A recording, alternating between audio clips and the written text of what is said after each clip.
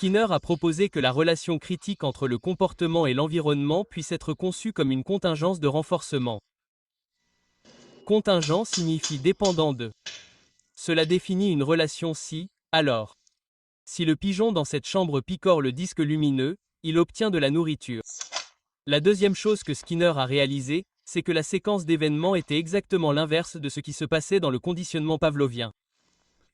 Pavlov a fait saliver son chien en réponse à un stimulus, le métronome.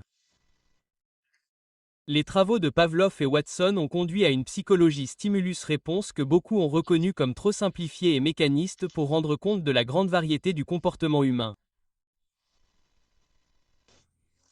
Mais Skinner a amené son animal à picorer un disque, non pas en lui présentant un stimulus au préalable, mais en lui présentant une conséquence après coup. L'événement important ici était la nourriture qui est arrivée après que l'animal a picoré le disque. Il ne s'agissait plus de psychologie stimulus-réponse. Au contraire, c'était plutôt une psychologie réponse-stimulus.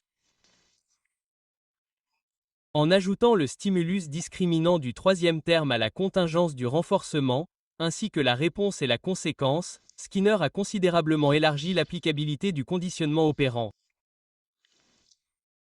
La contingence à trois termes est l'unité de base du comportement opérant.